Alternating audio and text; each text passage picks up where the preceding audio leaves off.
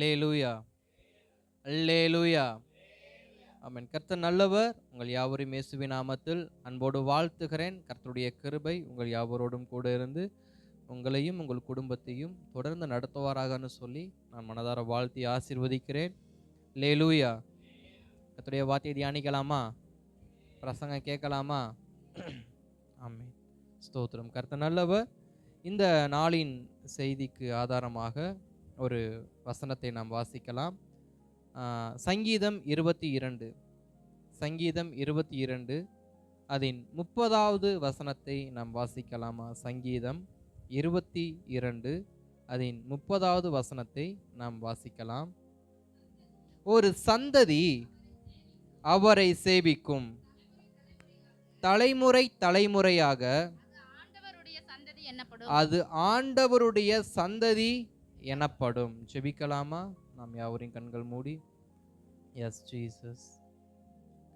நல்லவரே, உம்மை நன்றியோடு ஸ்தோத்திரிக்கிறோம். பாவமே ஸ்தோத்திரிக்கிறோம், ஸ்தோத்திரிக்கிறோம், ஸ்தோத்திரிக்கிறோம், ஸ்தோத்திரிக்கிறோம், ஸ்தோத்திரிக்கிறோம். ஹல்லேலூயா. அன்பின் நல்ல தெய்வமே, உம்மை நன்றியோடு ஸ்தோத்திரிக்கிறோம். அன்புள்ள தகப்பனே, குமாரனாம் இயேசுவின் நாமத்தில் நாங்கள் ஜெபிக்கிறோம்ப்பா.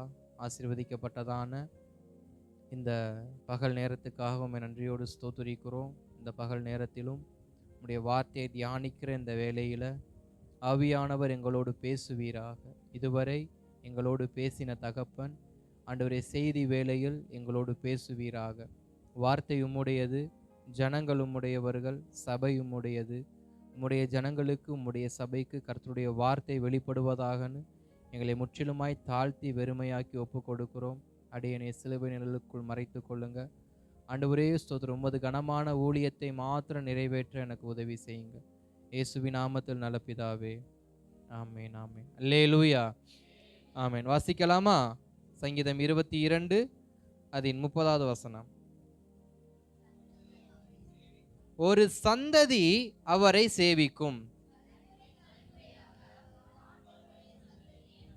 தலைமுறை தலைமுறையாக அது ஆண்டவருடைய சந்ததி எனப்படும். அல்லேலூயா, ஆமென். நீங்க ஒரு வார்த்தைய சங்கீதக்காரன் தாவீது தன்னுடைய சங்கீதத்தில் எழுதி வைக்கிறாரு.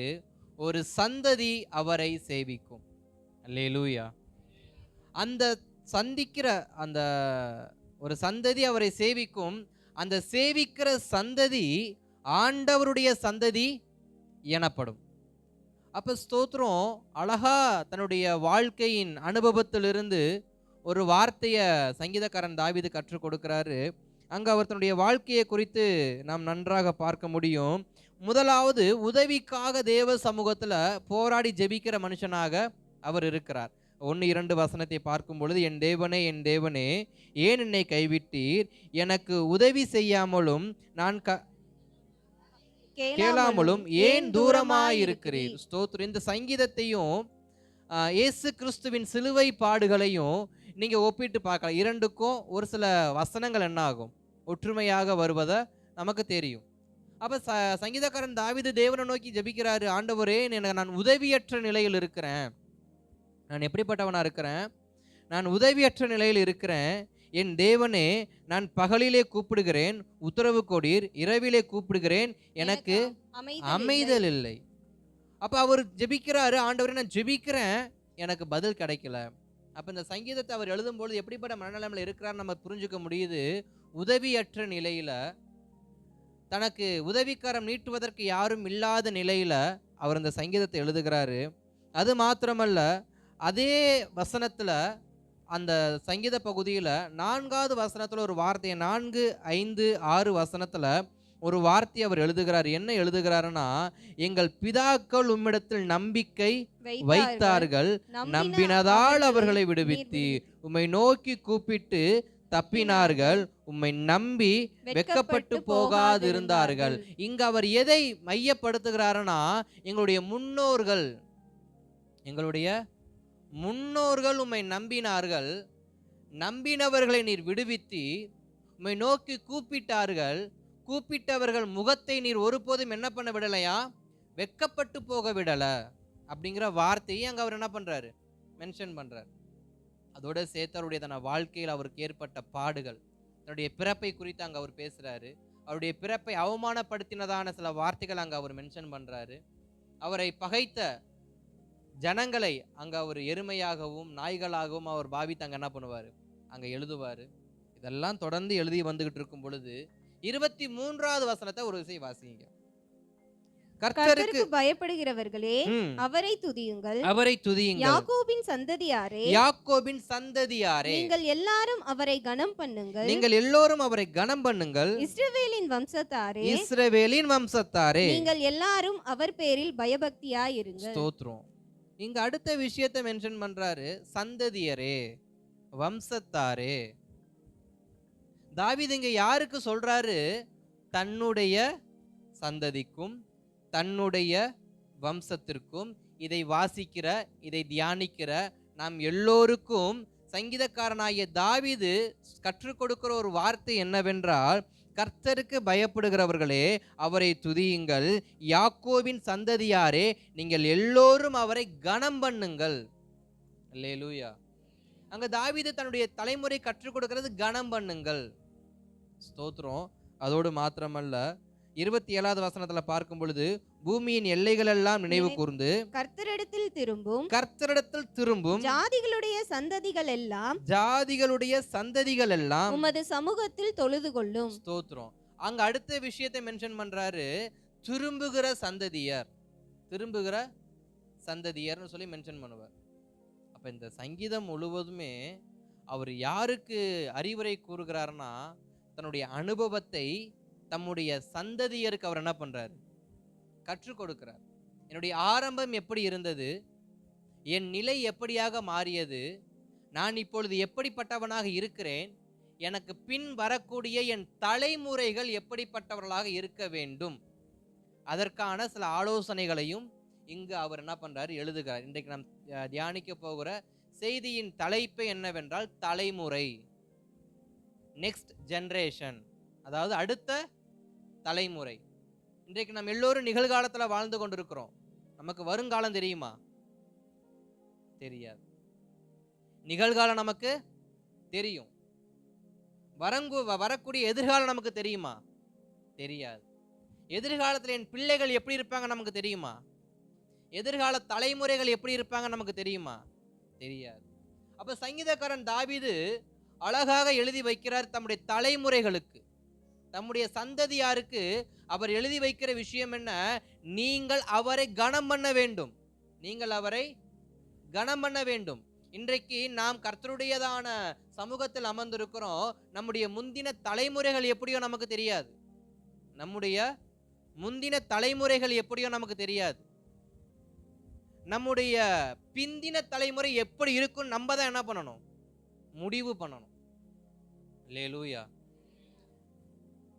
கர்த்தர் ஆபிரகாமை அழைத்தார். ஏசாயா 51ஆம் அதிகாரம் 2வது வசனத்தின்படி, அவன் ஒருவனாய் இருக்க அழைத்து அவனை 1000ஆக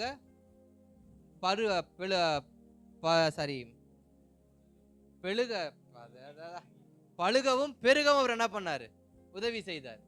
அல்லேலூயா, ஸ்தோத்திரம்.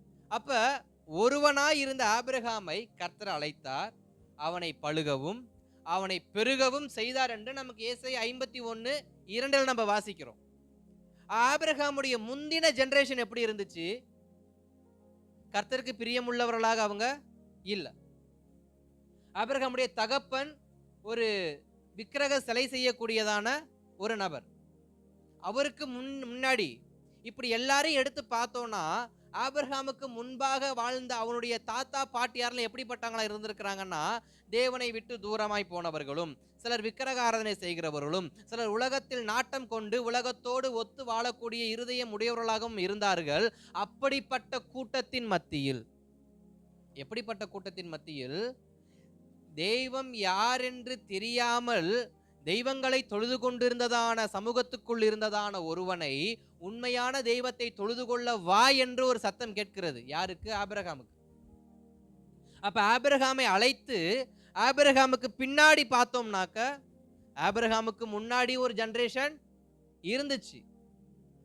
ஆனா அந்த ஜெனரேஷன் எப்படிப்பட்டதா இருந்துச்சு அப்படின்னா, கர்த்தரை சரியாய் புரிந்து கொள்ளாமல், தொழுது கொள்ளாமல், கனம் பண்ணாமல், கீழ்ப்படியாமல் ஒரு சந்ததி இருந்துச்சு.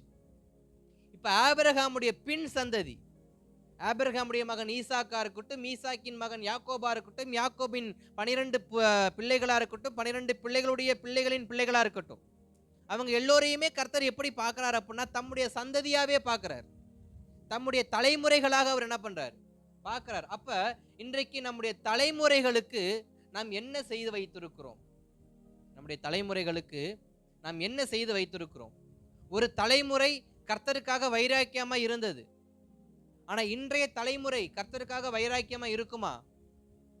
மோசே தேவ சமூகத்துல பார்க்கிறாரு, மோசேக்கு அடுத்த ஸ்தானத்துல யார் வருவான்னு ஊரே எதிர்பார்த்து கொண்டிருக்கு. ஊரே எதிர்பார்த்து கொண்டிருக்கு. ஏன்? மோசையே போல நம்மை வழிநடத்துவதற்கு ஒரு நல்ல ஒரு தலைவன் வேணும். மோசையை போல நமக்கு ஸ்தோத்திரம் மன்றாடுவதற்கு ஒரு நல்ல ஜெப வீரன் வேணும். மோசையை போல நமக்கு ஆலோசனை கொடுப்பதற்கு நல்ல நியாயாதிபதி வேணும். மோசையை போல கர்த்தருடைய வார்த்தையை சொல்ல நல்ல ஒரு தீர்க்கதரிசி வேண்டும். மோசையை போல கர்த்தருடைய சித்தத்தை மாத்திரம் செய்கிற உண்மையுள்ள மனுஷர்கள் வேண்டும் அப்படின்னு சொல்லி மோசைக்கு அடுத்த ஸ்தானத்துல யார் வரப்போறாங்கன்னு ஜனங்களே ரொம்ப ஆர்வமா காத்துக்கிட்டு இருக்கிறாங்க. இன்றைக்கும் நம்முடையதான ஸ்தோத்திரம் நம்முடைய வாழ்க்கையில நாமும் நமக்கு முந்தின பரிசுத்தவான்களை நினைவு கூர்ந்து அவர்களை போல ஊழியம் செய்கிற ஒருவர் வரமாட்டாங்களா? அவங்கள போல ஜெபிக்கிறவர் ஒருவர் வரமாட்டாங்களா? அவங்கள போல அற்புத அடையாளம் செய்யறவங்க நம்ம மத்தியில பறக்க மாட்டாங்க. நம்மளும் என்ன பண்றோம்? எதிர்பார்க்கிறோம். எனக்கு அநேக எதிர்பார்ப்புகள் உண்டு. என்ன எதிர்பார்ப்புனா, எனக்கு அப்போஸ்தலர் நடைபெறல் ரொம்ப பிடிக்கும். அதுல 2ஆம் அதிகாரம் 3ஆம் அதிகாரம் எடுத்தா எனக்கு ரொம்ப உயிர். அதுல இருக்கிற மாதிரி நடக்காதா? ஒரு பிரசங்கத்துல 3000 பேர் ரட்சிக்கப்பட மாட்டாங்களா? ஒரு பிரசங்கத்துல 5000 பேர் மனம் திரும்ப மாட்டாங்களா? ஒரு பிரசங்கத்துல திரளான கூட்டம் வராதா? ஒரு வீட்டு ஜெபத்துல எப்படி? ஒரு வீட்டு ஜெபத்துல வீட்டுல இருந்து அத்தனை பேருக்கு அபிஷேகம். இதெல்லாம் எங்க எழுதியிருக்கு? ஆதி திருச்சபையில. எனக்கு ஆதி திருச்சபை அதிகமா பிடித்திருக்க ரொம்ப காரணம்னா, அந்த ஊழியத்தை இன்னைக்கு செய்ய முடியாதா? என்னுடையதான பைபிள் காலேஜ்ல நான் படிக்கும் பொழுது நான் ஜெபிக்கிற ஒரு விஷயம் என்னன்னா, ஆண்டவரே நான் ஆதி திருச்சபையில் இருந்தது போல ஊழியம் செய்ய எனக்கு உதவி செய்யுங்க. எனக்கு சத்தியத்தை சத்தியமா சொல்ல என்ன பண்ணுங்க? உதவி செய்யுங்க. எனக்கு ஊழியம் செய்ய உதவி செய்யுங்க. இப்படிதான் நான் ஜெபம் பண்ணுவேன். ஏன்? எனக்கு அந்த ஊழியம் ரொம்ப பிடிக்கும். இன்றைக்கும் முந்தின காலத்தின் ஊழியத்தை விரும்பக்கூடியதான இருதயம் உடையவங்க இருக்கிறாங்க. ஆனா ஊழியக்காரங்க தான் இல்ல.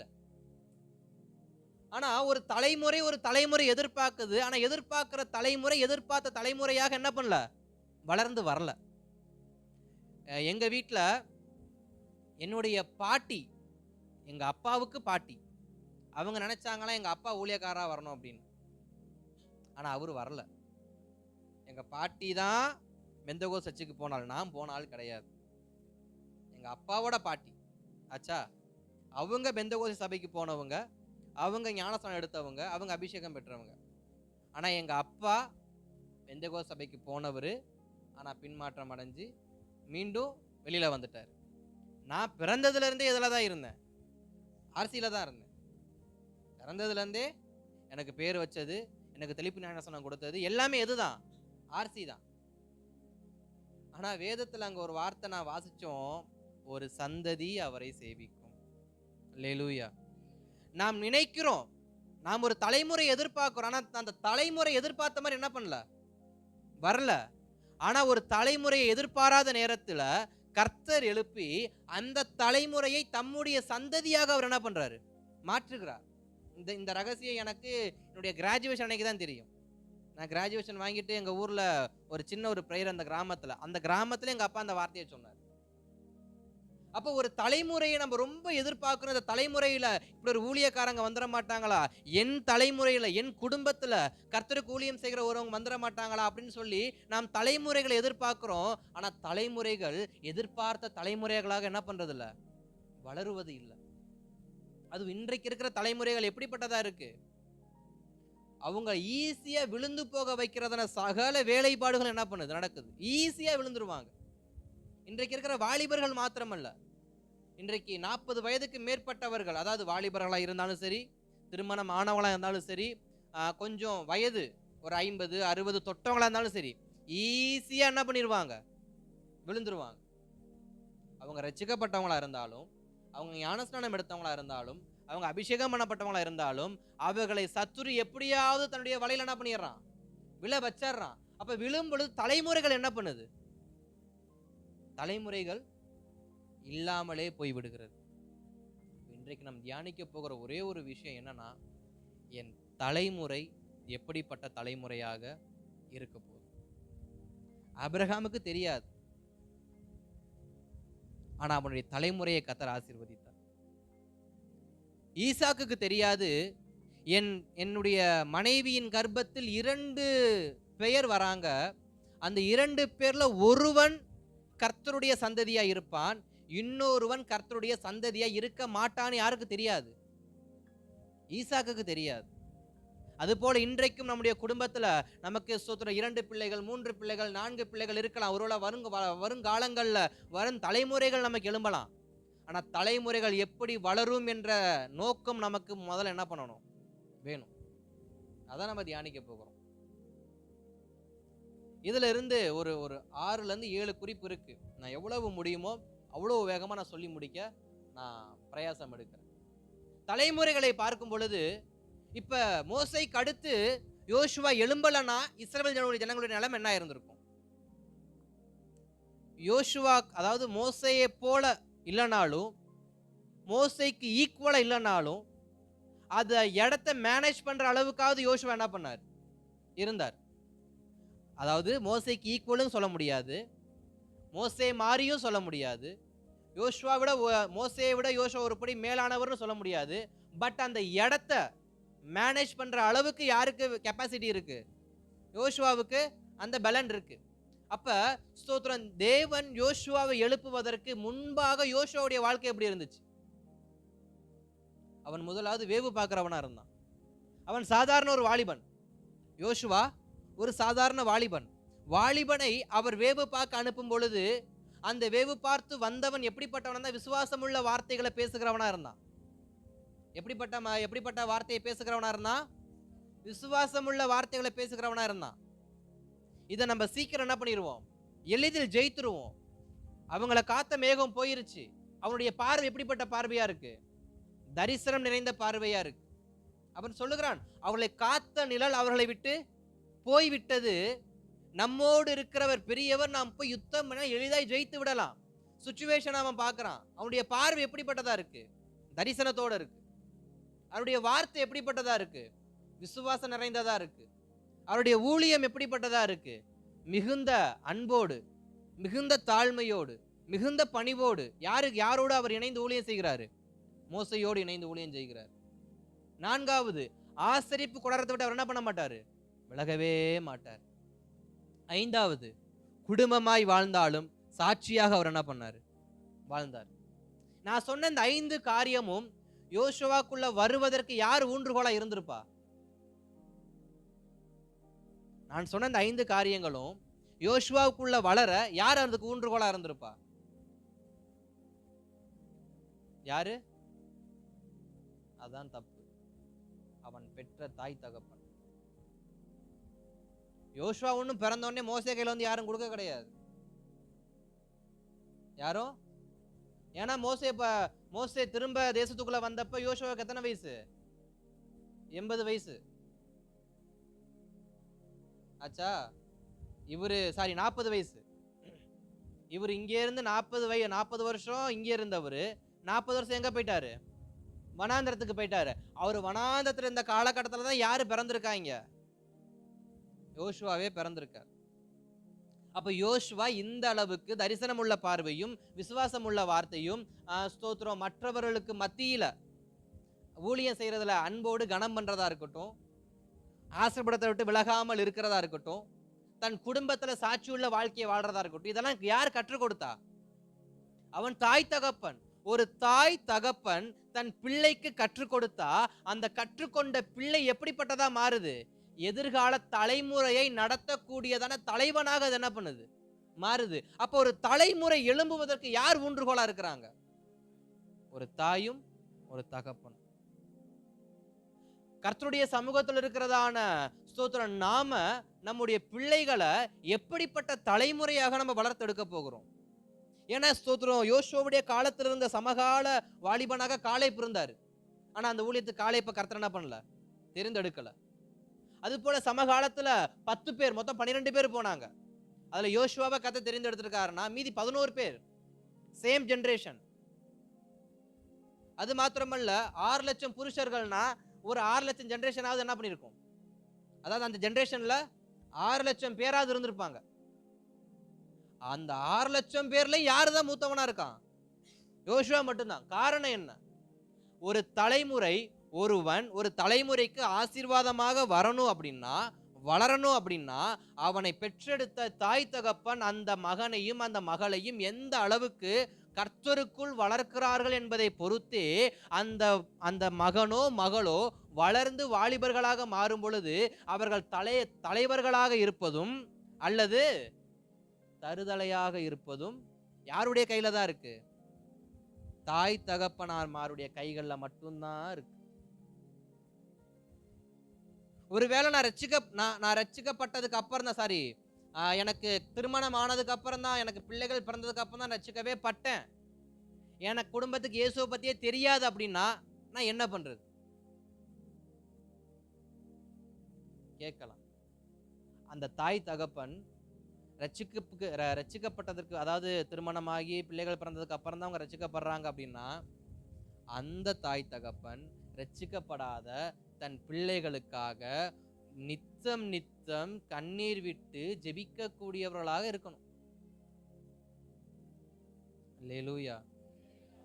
ரட்சிக்கப்பட்ட பின்பு பிள்ளைகள் பிறக்குதுன்னா அந்த பிள்ளைய கர்த்தருடைய சத்தியத்துல வளர்க்கணும். ஒண்ணு.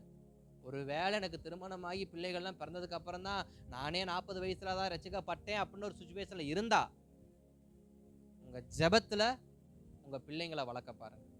ஏன்னா அந்த பிள்ளை எப்படி நம்ம சொன்னா கேட்காது, ஏன்னா அது வளர்ந்துருச்சு. இப்ப அதை எப்படிதான் வளர்க்கணும்? ஜெபத்துல மட்டும்தான் வளர்க்கணும். இப்ப பிறந்திருக்குன்னா சபையில வளர்க்கலாம். சபைக்கு வர்றதுக்கு முன்னாடியே பிறந்த பிள்ளை இதுல தான் வளர்க்க முடியும், ஜெபத்துல மட்டும்தான் வளர்க்க முடியும். அப்ப யோசுவா என்கிற ஒருவன், அந்த வாலிபன், அந்த தலைமுறையின் தலைவனாய் மாறுவதற்கு, சிறந்தவனாய் மாறுவதற்கு மோசையின் ஸ்தானம் சாதாரண ஸ்தானம் அல்ல, கர்த்தரின் வீட்டில் எங்கும் உண்மை உள்ளவன், அந்த ஸ்தானத்தை தொடுறதுக்கு யோசுவாவுக்கு மட்டும்தான் கர்த்தர் என்ன பண்றாரு? இடம் கொடுக்கிறாரு. அந்த அளவுக்கு அந்த தலைமுறை, அந்த தாய் தகப்பன் எப்படி பண்ணிருக்கிறாங்க? மெருகேற்றி வளர்த்திருக்கிறாங்க. இன்றைக்கு நம்முடைய ஜெனரேஷன், நம்முடைய பிள்ளைகள் எப்படிப்பட்டவங்களா வளர்ந்து வருவாங்க, எப்படி வளர்ந்துகிட்டு இருக்கிறாங்க? இவங்க நாளைக்கு நிச்சயமா கர்த்தருடைய நாமத்தை நிமித்தம் நிற்கக்கூடிய வைராக்கியமுள்ள தலைவர்களா இருப்பாங்களா? வைராக்கியம் நிறைந்த ஸ்தோத்திர இருதயத்தோடு கர்த்தருக்காக இவங்க நிப்பாங்களா? அது நம்முடைய கையில தான் இருக்கு.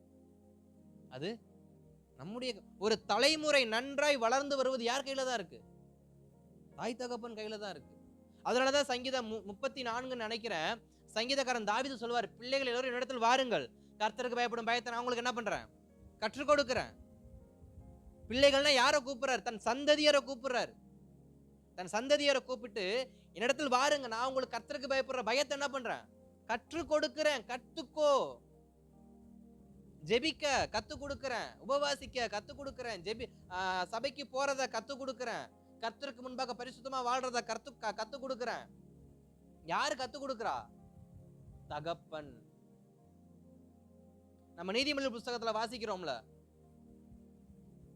தகப்பன் புத்தியை கேள், சாரி, தாயின் புத்தியை தகப்பன் போதகத்தை நம்ம வாசிக்கிறோம்ல. இந்த தாயும் தகப்பனையும் நீதிமொழிகளையும் அதிகமா சொல்லி வச்சிருக்கிறாங்க. சில பெற்றோர் தன் பிள்ளைங்களை அதிகமா அதை படிக்க சொல்லுவாங்க, அதிகமா படிக்க சொல்லுவாங்க. ஆனா படிக்க சொல்ற பெற்றோர்கள் ஒண்ணு புரிஞ்சுக்கணும், ஏன் கர்த்தர் அதுல அதிகமா தாய் தகப்பன் இன்வால்வ் பண்ணிருக்கிறாரு, எது கொண்டு வந்திருக்கிறாரு? உன் புத்தியையும் உன் ஆலோசனையும் உன் பிள்ளை கேட்டு வளருதுன்னா அந்த அளவுக்கு உன் புத்தி என்ன பண்ணணும்? இருக்கணும். நீ சொல்ற புத்திமதி எப்படி இருக்கணும்? உன் பிள்ளைய நல் வழியில நடத்தத்தக்க புத்திமதியை உன் புத்தியில என்ன பண்ணணும்? வரணுங்கிறதுக்காக தான் அதை முதல்ல என்ன பண்ணிருக்கிறாரு. ஆனா பாதி தாய் தகப்பன் என்ன பண்றாங்க? பிள்ளைங்களை படி, வசனம் என்ன சொல்லுது? அப்பா பேச்ச கேளு, அம்மா பேச்ச கேளு. எல்லாம் உன் பேச்சை கேட்கிற மாதிரி தான் உன் பேச்சே இல்லையா? அப்படி உன் பேச்சை நான் கேட்கறது. இதை பிள்ளை திருப்பி கேட்டா தாய் தகப்பன் மூஞ்சி எங்க போகும்? இன்னைக்கு பாதி குடும்பத்துல அதான் நடக்குது. சரியாய் பிள்ளையை வளர்க்காமல் பிள்ளைய விட்டுட்டு இன்னைக்கு பிள்ளை குடிக்கிறான், கஞ்சா அடிக்கிறான், என்னமோ பண்ணி தொலைகிறான், செல்போன் வாங்கி உடைக்கிறான். எனக்கு தெரிஞ்ச ஒரு குடும்பத்துல ஒரு பையன் கிட்டத்தட்ட 1,50,000 ரூபாய்க்கு செல்போன் வாங்கி உடைச்சிருக்கிறான். ஒரே ஃபோன் இல்லை, ஒரு 10-15 ஃபோன் இருக்கும். அவன் உடைச்ச ஃபோனு எண்ணிக்கை ஒரு 10லேருந்து 12-15 இருக்கும். மொத்த விலை தோராயமாக ஒரு 1.5 லட்சம் பக்கம் வரும். இது சொல்கிறது 5 வருஷத்துக்கு முன்னாடி. அப்போவே இந்த ஆண்ட்ராய்டு 4Gலேருந்து 5G மாறதுக்கு முன்னாடி காலகட்டத்திலே ஒரு 5-6 ஃபோனை உடச்சிட்டான். ஏன்? சில பிள்ளைகள் ரொம்ப ஆங்காரமாக தெரியும். ஏன் அந்த பிள்ளை ஆங்காரமாக தெரியுது? வளர்த்தவன் சரியில்லை. யாரு சரியில்லை? 5ல் வளையாதது 50ல் வளையாதுங்கிறத பழமொழியை படித்த அந்த தகப்பனும் தாயும் வளைக்க மறந்தது இன்றைக்கு ஊராங்காட்டில் உட்காந்து என்ன பண்ணுது? வளைவு வாங்கிட்டு உட்காந்துட்டு இருக்கு. சரி, இருக்கட்டும், அது நமக்கு தேவையில்லாத சத்தியம். இப்போ நம்மளுடைய சத்தியத்துக்கு நம்ம போவோம். அப்போ ஒரு தாயும் ஒரு தகப்பனும் தங்கள் பிள்ளைகளை எந்த அளவுக்கு வளர்க்கிறார்கள்? எதை கற்றுக் கொடுக்கிறாங்க? சத்தியத்தையா, சடங்காச்சாரத்தையா, பகையவா, பரிசுத்தையா? எதை கற்றுக் கொடுக்கிறாங்க? சத்தியமா, சடங்காச்சாரமா, பரிசுத்தமா, பகைமையா? இன்றைக்கு பிள்ளைகளுடைய இருதயத்தில் எதை விதைத்துக்கிட்டு இருக்கிறோம்? ஒரு பழமொழி சொல்லுவாங்கள, ஆடு பகை குட்டி உறவு, அப்படிதானே? இன்றைக்கு அப்படிதான் நிறையருடைய வாழ்க்கை போயிட்டு இருக்கு. ஆடு பகை, குட்டிகள்லாம் உறவு. அந்த குட்டிகள்லாம் உறவா இருக்கிறது ஆடுகளுக்கு என்ன பண்றது? சில சமயத்துல பிடிக்கிறதுனால பகைமையை ஏற்படுத்தி விட்டுருது. நீ போகாத, நீ பார்க்காத, நீ பேசாத, நீ சோத்திரம் சொல்லாத. மரியாதை என்ன பண்றதுல தாய் தகப்பன்மார்கள் சில பிள்ளைங்களுக்கு கற்றுக் கொடுக்கறதே கிடையாது. வசனம் கற்றுக் கொடுக்கறது இல்ல, எதையுமே என்ன பண்றதுல அதிகமா கற்றுக் கொடுக்கறது இல்ல. அப்ப இந்த பிள்ளைகள் நாளைக்கு தலைமுறையின் தலைவர்களா எப்படி மாறுவாங்க? நம்ம எதிர்பார்க்கிறோம், என் பிள்ளை டாக்டரா வரணும், வக்கீலா வரணும். எப்படி வருவான்? நான் வளர்த்தா தானே அவன் வருவான். நான் வளர்க்க தெரியாதவனா இருந்தா அவன் எப்படி நல்லவனா வருவான்? அவன் ஒரு குடிகாரனா தான் வருவான் கண்டிப்பா. ஒரு உண்மையை சொல்றேன், எந்த தாய் தகப்பன் தன் பிள்ளைய முக்கியத்துவப்படுத்தி வளர்க்காம, பிள்ளைங்களை கண்டுக்காம, அது ஆண் பிள்ளையா இருக்கட்டும், பெண் பிள்ளையா இருக்கட்டும், அந்த பிள்ளைய கேர் பண்ணாம, அந்த பிள்ளையுடைய வீக்னஸை புரிஞ்சு அதை கேட்டு அந்த பிள்ளைக்கு ஜெபம் பண்ணாம தன் பிள்ளைய திசை மாறி தெரிய விடுகிற தாய் தகப்பன் மாதிரி அத்தனை பிள்ளைகளும் நிச்சயம் வருங்கால குடிகாரங்களா தான் இருப்பாங்க.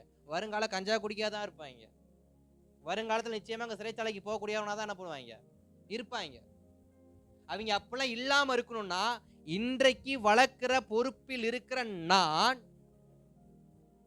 தாயாக இருக்கிற நான், தகப்பனாக இருக்கிற நான், கற்றுக் கொடுக்க வேண்டிய விதத்தில் அவனுக்கு கற்றுக் கொடுத்து ஒரு தலைமுறையை கர்த்தருக்காக என்ன பண்ணணும்? உருவாக்கி விட்டு போகணும். என் தலைமுறைக்கு நான் சொத்தை சேர்த்து வைக்கிறேன்னு இல்ல, என் தலைமுறைக்கு நான் பரிசுத்தத்தை என்ன பண்ணணும்? சேர்த்து வச்சுட்டு போகணும். என் தலைமுறைக்கு கர்த்தர் தேவனா இருக்கிற அளவுக்கு என் தலைமுறையை வளர்த்துட்டு நான் போகணும். ஏன்னா ஸ்தோத்திரம், தாவீதை பார்த்து கர்த்தர் இந்த வார்த்தையை சொன்னாரு, தாவீதே, உனக்கு நான் தேவனா இருக்கிறேன், ஆனா உன் பிள்ளைகளுக்கு நான் தேவனா இருக்கணும்னா உன் பிள்ளை என் வார்த்தைக்கு கீழ்ப்படியணும். அங்க அப்படித்தானே சொல்லி வச்சார் தாவீதுக்கு. எடுத்தோடனே தாவீதே, நான் உனக்கு தேவனா இருந்துட்டேன், சோ உன் பிள்ளைகளுக்கு நான் தேவனா இருப்பேன், உன் பிள்ளைகளின் பிள்ளைகள் நான் தேவனா இருப்பேன்லாம் சொல்ல கிடையாது. உனக்கு தேவனா இருக்கிறேன், உன் பிள்ளைகளுக்கும் உன் சந்ததிக்கு நான் தேவனா இருக்கணும்னா அதுக்கு அவங்க என் பேச்சு கேட்கணும். கேட்டா நான் அவர்களுக்கு தேவனாய் இருப்பேன், அவர்கள் என் ஜனமாய் இருப்பார்கள். அப்ப ஸ்தோத்திரம், இத்தனை சங்கீதம் எழுதின தாவீதுக்கு என்ன விதிமுறை ஆண்டவர் வச்சிருக்கிறாரு? உன் சந்ததி எனக்கு கீழ்ப்படிஞ்சா மட்டும்தான் உன் சந்ததிக்கு நான் தேவனாய் இருப்பேன். மற்றபடி உன் சிங்காசனத்துல உன் சந்ததி வந்து உட்கார்ந்தாலும் என் ஆசீர்வாதம் என்ன பண்ணாது? இருக்காது. இன்றைக்கு நம்முடைய தலைமுறைகளுக்கு நம்ம சொத்து சேர்த்து வைக்கலாம், பல நாற்காலிகள் சேர்த்து வைக்கலாம். ஆனா நாற்காலிகள்ல உட்கார்ற நம்முடைய தலைமுறை, நம்முடைய சந்ததி உட்கார்ந்து இருக்கும், பட் கர்த்தரால் ஆசீர்வதிக்கப்பட்டிருக்க. அந்த தலைமுறை கர்த்தரால் ஆசீர்வதிக்கப்பட்டு இருக்கணும். அப்படின்னா தாவீதை போல பிள்ளைகளை கூப்பிட்டு கர்த்தருக்கு பயப்படுகிற பயத்தை கற்றுக் கொடுக்கணும். இன்றைக்கு பிள்ளைங்களுக்கு செல்போனை கற்றுக் கொடுக்குறோம், இன்ஸ்டாகிராமை கற்றுக் கொடுக்குறோம், யூடியூபை கற்றுக் கொடுக்குறோம், ஃபேஸ்புக்கை கற்றுக் கொடுக்குறோம், ரீல்ஸ் போட கற்றுக் கொடுக்குறோம், ஷார்ட்ஸ் அப்லோட் போட கற்றுக் கொடுக்குறோம். இல்லைன்னா அதுங்களே கற்றுக்குதுங்க. நம்ம அதை பார்த்து பெருமைப்படுறோம். என் பிள்ளைக்கு செல்போன் நோண்ட தெரியும் நம்ம பெருமைப்படுறோம். பட் என் பிள்ளைக்கு ஜெபிக்க தரலன்னு நம்ம என்னைக்காவது அவமானப்பட்டிருக்கோமா? என் பிள்ளை ஃபோன் நல்லா நோண்டுது பாஸ்டர்னு சொல்ற நம்ம, என் பிள்ளை ஒழுங்கா ஜெபிக்கலன்னு என்னைக்காவது அந்த ஜெபத்துக்கு என் கண்ணீர் விட்டுருக்கோமா என்னைக்காவது? ஐயோ என் பிள்ளை ஜெபிக்க மாட்டேங்குது, என் பிள்ளை ஸ்தோத்திரம் கர்த்தருக்கு உண்மையா சபைக்கு வர சொன்னா வர மாட்டேங்குது, ஜெபத்துல உட்கார மாட்டேங்குது, என்னைக்காவது அதுக்கு நம்ம முக்கியத்துவம் கொடுத்துருக்குறோமா?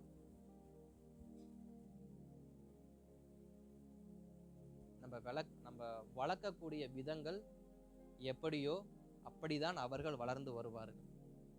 அல்லேலூயா. சோத்திரம். நிறைய அட்வைஸா போதும், நம்ம பிரசங்கத்துக்கு போவோம். கர்த்தர் நல்லவர். சோத்திரம். ஆதியாகமம் 9ஆம் அதிகாரம் 12-13 வசனத்தை வாசிக்கலாமா? முதலாவது, தலைமுறைகளுக்கு தேவன் வைத்திருக்கிற உடன்படிக்கை. முதல் உடன்படிக்கை ஆதியாகமம் 9:12-13. அன்றியும் தேவன் எனக்கும் உங்களுக்கும் உங்களிடத்தில் இருக்கும் சகல ஜீவ ஜந்துக்களுக்கும் நித்திய தலைமுறைகளுக்கென்று நான் செய்கிற உடன்படிக்கையின் அடையாளமாக நான் என் வில்லை மேகத்தில் வைத்தேன். ஸ்தோத்திரம். போதும். முதல் உடன்படிக்கை நோவாவோடு தேவன் பண்ணுகிற முதல் உடன்படிக்கை. ஆதாமுக்கு அடுத்து உருவாக்கப்பட்ட உலகத்தில் யார் முதல் மனிதனா இருக்கா? நோவா. முதல் மனிதன் ஆதாம் எப்படியோ அது போல இந்த மனிதனும் இருக்கிறாரு. இந்த உலகத்துல யார் தான் முதல் மனிதன்? நோவா. முதல் சந்ததி யாருடைய சந்ததி? நோவாவின் சந்ததி. அந்த நோவாவின் சந்ததிக்கும் நோவாவிற்கும் கர்த்தர் கொடுக்கிற முதல் உடன்படிக்கை என்ன தெரியுமா? என்னால உன் சந்ததி அழிஞ்சு போகாது. என்னால உன் சந்ததி அழிஞ்சு போகாது. நான் இன்னைக்கு ஜலத்தை ஏற்படுத்தி மழையை உண்டாக்கி இன்னைக்கு ஏற்படுத்தின அழிவை போல உன் தலைமுறைக்கு நான் என்ன பண்ண மாட்டேன். இந்த அழிவை நான் காட்ட மாட்டேன். உன் தலைமுறை நல்லா வாழும். என்னால உன் தலைமுறை என்ன பண்ணாது, அழிஞ்சு போகாது. இதுக்கு அடையாளம் தான் இது. என்னது? என் வில்லை நான் வானத்தில் என்ன பண்றேன், வைக்கிறேன்னு சொல்றாரு. முதல் உடன்படிக்கை யாரோட தான் பண்றாரு? நோவாவோடு இல்லைங்க, நோவாவின் பிள்ளைகளுக்காக. நம்முடைய கர்த்தர் எவ்வளவு கரிசனை உள்ளவரா இருக்கிறாரு. முதல் உடன்படிக்கை யாருக்கு? நோவாவின் பிள்ளைகளுக்கு. நோவாவுக்கு இல்ல, நோவாவின் பிள்ளைகளுக்கு. நம்ம ஜெபம் பண்றோம். நம்ம என்னைக்காவது முதலாவது நம்முடைய பிள்ளைகளுக்காக அதிகமா ஜெபம் பண்ணது உண்டா? ஜெபம் பண்ணிருப்ப எப்ப தெரியுமா? பிள்ளை பலவீனமா இருக்கும் பொழுது, பிள்ளைக்கு நிக்காம பேதி போயிட்டு இருக்கும் பொழுது, பிள்ளைக்கு நிக்காம 102 103 டிகிரி காய்ச்சல் இருக்கும் பொழுது, பிள்ளை சும்மா அழுதுகிட்டு இருக்கும் பொழுது, பிள்ளை சாப்பிடாம இருக்கும் பொழுது நம்முடைய ரொட்டீன் ஜெபம் இருக்கும். ஆனா அதுவே பிள்ளை நல்லா புஷ்டியா ஹைஜென்டிக் ஆயிடுச்சுனாக்க அடுத்தது ஸ்கூல்ல சேர்க்கறதுக்கு ஜெபம் பண்ணுவோம். நல்ல ஸ்கூல் வேணும் ஆண்டவரே, நல்ல ஸ்கூல் வேணும் ஆண்டவர். முடிஞ்சு போச்சு. அடுத்து காலேஜ், அடுத்து பொண்ணு பார்க்குற சமாச்சாரம் போற, மாப்பிள்ளை பார்க்குற சமாச்சாரம் போறப்ப அப்ப ஜெபம் பண்றது. இப்ப இடையில இந்த பிள்ளைங்க வாழ்க்கைக்கு எவன் தான் ஜெபம் பண்ணுவான்? யார் தான் ஜெபம் பண்றது? தேவைக்காக மற்றும் பிள்ளைகளுக்காக தேவ சமூகத்துல உட்காடுறோம். ஆனா நம்முடைய பிள்ளைகளுக்காக நாம் முதலாவது முக்கியத்துவம் கொடுத்து அதிகமா இருக்கிறோமா? ஆனா கர்த்தர் நம் பிள்ளைகளிடத்துல கவனம் உள்ளவரா இருக்கிறாரு. முதல் உடன்படிக்கை யார் மேல வைக்கிறாரு? தலைமுறைகள் மேல வைக்கிறாரு. அவர் நம்புற தலைமுறைகளை நல்லா வளர்த்து கொண்டு வா நோவா. சேம் காம் யாபேத்தை நல்லா வளர்த்து கொண்டு வா. அவங்கதான் வருங்கால தலைமுறைகள். அவங்கள கொண்டுதான் என் சந்ததி இந்த பூமியில பரவ அது என்ன பண்ண போகுது, பழுகவும் பெருகவும் போகுது. அதனால சோ சேஃப் அண்ட் செக்யூர்டா உன்னுடைய சந்ததி என்ன பண்ணு, வளர்த்து கொண்டு வந்து தலைமுறைகளை பிளஸ் பண்றாரு. இப்ப முதல் பிளஸிங் யார் மேலதான் போய் விழுகுது? முதல் உடன்படிக்கை யாருக்கு தான் வைக்கிறாரு? சந்ததியை என்ன பண்ண மாட்டேன். இன்னைக்கு அழிஞ்சது போல உன் கண்ணால பார்த்து அழிவை உன் பிள்ளைங்க என்ன பண்ண மாட்டாங்க, ஒரு காலத்திலையும் பார்க்க மாட்டாங்க. நம்முடைய கண்களை நம்ம அநேக அழிவை நம்ம பார்த்துருக்கலாம். நம்முடைய கண்கள்ல அநேக அழிவுகள் நம்ம பார்த்துருக்கலாம். ஆனா அந்த அழிவுகள் நம்முடைய பிள்ளைகள் பார்க்கக்கூடாது. அப்படின்னா நம்ம பிள்ளைங்களை நம்ம சரியா கர்த்தருக்கு நேரா வளர்க்கணும். அல்லேலூயா. அதுக்கு நான் எப்படிப்பட்டவனா இருக்கணுமா? 7:1 வாசிங்க. அதுக்கு நோவா எப்படி இருக்கணும்? நோவாவின் பிள்ளைகள் மேல இந்த பிளெஸிங் விழுகிறதுக்கு நோவா எப்படிப்பட்ட வாழ்க்கையை வாழ்ந்தார்? வாசிங்க 7:1. கர்த்தர் நோவாவை நோக்கி நீயும் உன் வீட்டார் அனைவரும் பேழைக்குள் பிரவேசியுங்கள். இந்த சந்ததியில் உன்னை எனக்கு முன்பாக நீதிமானாக கண்டேன். சந்ததியில் உன்னை எனக்கு முன்பாக நீதிமானாக கண்டேன். ஸ்தோத்திரம். இப்போ நோவா தன் சந்ததியின் எப்படிப்பட்ட மனிதனாய் வாழ்ந்திருக்கிறாரு? நீதிமானாக வாழ்ந்ததனால நோவாவின் பிள்ளைகள் மேல என்ன பிளெஸிங் விழுகுது? நோவா காலத்தில் கண்ட அழிவை உன் பிள்ளைகளுடைய வாழ்க்கையில் கண்களை நான் என்ன பண்ண மாட்டேன், காட்ட மாட்டேன். நான் பல அழிவுகள் பார்த்திருக்கலாம், பல ஆபத்துகளை நான் பார்த்திருக்கலாம். ஆனா என் பிள்ளைகள் அப்படிப்பட்ட ஆபத்துக்குள்ள சிக்கிக்கொள்ள கூடாதுன்னா, என் பிள்ளைங்க அப்படிப்பட்ட அழிவுக்குள்ள சிக்கிக்கொள்ள கூடாதுன்னா, நான் என் காலத்தில் எனக்கு சமமான சந்ததிக்குள் நீதிமான் உள்ள வாழ்க்கையை வாழணும். நான் நீதிமானா வாழ்ந்தாதான் என் பிள்ளைக்கு அந்த பாதையை நான் கத்துக் கொடுக்க முடியும். நான் குடிகாரனா இருந்துட்டு என் பிள்ளைக்கு எப்படி நீதிமான உள்ள வாழ்க்கை நான் கத்துக் கொடுக்க முடியும்? சொல்லுங்க. காந்தி கிட்ட போய் ஒரு முறை, காந்தி தாத்தா கிட்ட போயிட்டு ஒரு முறை ஒரு அம்மா கேட்டாங்களாம். என்ன கேட்டாங்களாம்? ஐயா, என் பிள்ளை ரொம்ப இனிப்பு சாப்பிட்றான், அவனை கொஞ்சம் கண்டிச்சு வைங்கன்னு சொல்லி புத்தி சொல்ல கூட்டு போனாங்களாம். இப்ப நம்ம காந்தி தாத்தா என்ன சொன்னாரு அப்படின்னா, 7 நாளைக்கு அப்புறம் உன் பிள்ளைய மறுபடியும் நீ என்ன பண்ணுவா, கூட்டு வாமா அப்படின்னு அனுப்பி விட்டாராம். 7 நாளைக்கு அப்புறம் கூட்டு வந்த அந்த அம்மாவும் அந்த மகனும் வராங்க. ரொம்ப எதிர்பார்ப்போட எக்ஸ்பெக்டேஷனா வராங்க. யாரு? தாய்.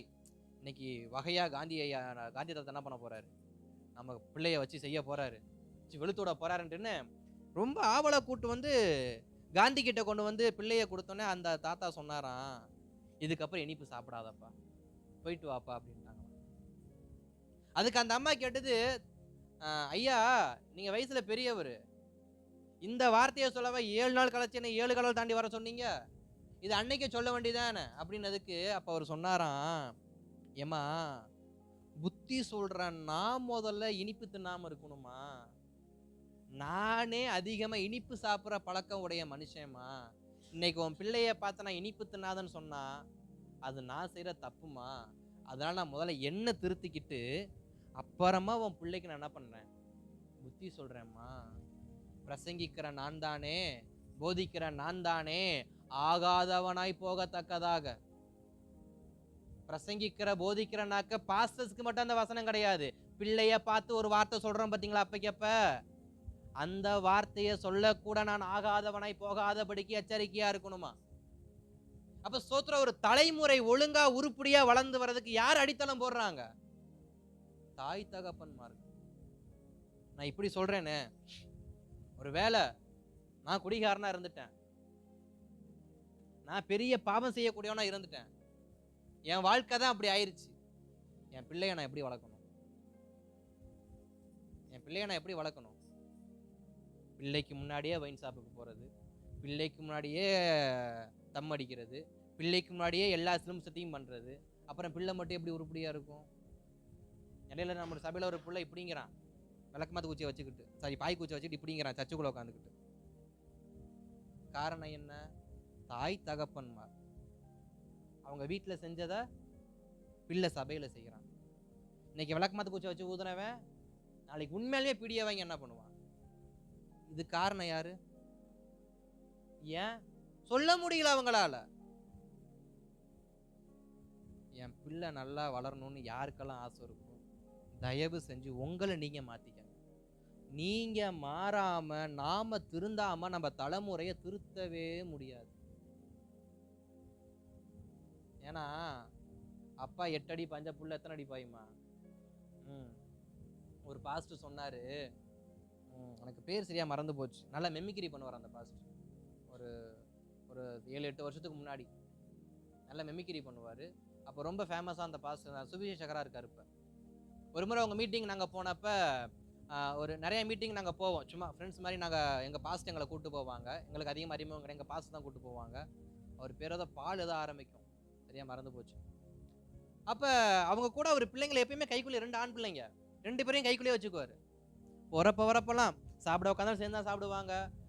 ஊழியம் செஞ்சாலுமே பசங்க அந்த ஸ்டேஜுக்கு பக்கத்தில், ஸ்டேஜில் இல்லை ஸ்டேஜுக்கு அவருடைய பார்வையிலே வச்சுருப்பார் சொல்லப்போனால் பிள்ளைங்களை. அப்போ நாங்கள் கேட்டோம், ஒரு முறை சிரிச்சுக்கிட்டே கேட்டோம், அண்ணா உங்கள் பிள்ளைங்களை ஏன்? அப்போ அவர் சொன்னார், நானே பெரிய குடிகாரன், நான் பெரிய குடிகாரன், அங்கே ஓடுற ரத்தம் யார் ரத்தம்? ஓடுற ரத்தம் யார் ரத்தம்? ஏன் ரத்தம் எனக்கு தெரியாத என்னென்ன பண்ணும் அப்படின்னு, அதனால தான் பொத்தி பொத்தி வளர்த்துக்கிட்டு இருக்கேன் அப்படின்னா. நான் தான் அழிஞ்சிட்டேன், என் ரத்தம் அதை செய்ய எனக்கு தெரியுமா தெரியாதா? அப்ப என் ரத்தத்தை நான் எப்படி பார்த்துருக்கணும்? பத்திரமா பொத்தி பொத்தி பொத்தி பொத்தி பொத்தி பொத்தி பார்த்துக்கணும். அப்ப ஸ்தோத்திரம், அநேகருக்கு என்ன இல்லை, பிள்ளைகளை குறித்து, தலைமுறைகளை குறித்து, சந்ததியை குறித்து அக்கறையே இல்லை. பாதி தாய் தகப்பன்மார்கள் எசேக்கியாவோட அண்ணன் தம்பியா தான் இருக்கிறாங்க, எசேக்கியா ராஜாவோட அண்ணன் தம்பியா தான் இருக்காங்க. அவன் தான் சொன்னான், என் காலம் நல்லா இருந்தா போது, என் பிள்ளை காலம் எப்படி போனா எனக்கு என்ன? என் காலத்துல நல்லா இருந்தா போதும். இன்றைக்கு அநேகருடைய மன விருப்பம் அப்படிதான். நான் நல்லா இருக்கணும், நான் நல்லா சாப்பிடணும், நான் நல்லா ட்ரெஸ் மாற்றணும், நான் எனக்கு பிடிச்ச மாதிரி சந்தோஷமா நான் இருக்கணும். ஆனால் என் பிள்ளையை கேட்டுக்கிட்டு போனால் எனக்கு என்ன? அவன் தின்னா என்ன, தின்னாட்டி எனக்கு என்ன? அவன் படித்தா என்ன, அவன் படிக்காட்டி எனக்கு என்ன? அவனுக்கு அறிவு வளர்ந்தா என்ன, வளராட்டி எனக்கு என்ன? அவனுடைய சரீரத்தில் வளர்ச்சி இருந்தா என்ன, இல்லாட்டி என்ன? பாதி பேர், முக்காவாசி பேர் பிள்ளைகள் இடத்துல என்ன பண்ணுறது இல்லை, அந்த கேரிங்க காட்டுறது இல்லை. நாளைக்கு பிள்ளைங்க என்ன பண்ணுது? ஒன்று ஓடி போகுது, எவனாவது அன்பு காட்டுவான், அவன் கூட அது ஓடி போகும். இங்கிட்டு எவனாவது அன்பு காட்டுவான், இது இங்கிட்டு ஓடி போகும். அங்கிட்டு மச்சான் மாமன் பேசிட்டு இருப்பான், அவன் கூட கத்தியை தூக்கிட்டு எங்கிட்டாவது போவான். இதுதான் நடக்கும். தலைமுறைகளை திருத்துவது யார் கையில தான் இருக்கு? வாத்தியார் கையிலையா? யார் கையில? தாய் தகப்பன் கையில.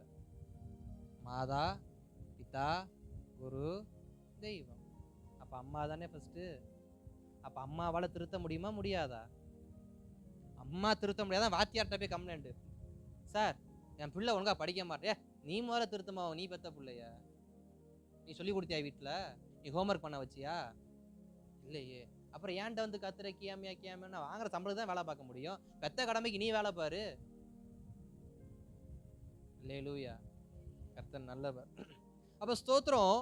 நோவாவுடைய சந்ததியோடு கர்த்தர் இந்த உடன்படிக்கையை பண்ணுவதற்கு என்ன காரணம்? நோவா நீதிமானா வாழ்ந்தார். அப்ப நோவா நீதிமானா வாழ்ந்தபடியினால் நோவாவுடைய ஆசீர்வாதம் யாருக்கு டிரான்ஸ்ஃபர்மேஷன் ஆகி போகுது? அவன் சந்ததிக்கு. நான் எந்த அளவுக்கு கர்த்தரிடத்தில் பயபக்தி உள்ள மனுஷனாய் வாழுகிறேனோ அந்த அளவுக்கு என் மேல் வைத்திருந்த ஆசீர்வாதங்கள் என்னைய தாண்டி ஓவர்ஃபுல்லா யார்கிட்ட கடந்து போகுது? என் சந்ததிக்கு கடந்து போகுது. சாலமன் ரொம்ப யோக்கியமான மனுஷனா, ஆனா அவனுக்கு அவ்வளோ பெரிய ஞானத்தை ஆண்டு கொடுக்க யாரு காரணம்? அவருடைய தகப்பன்.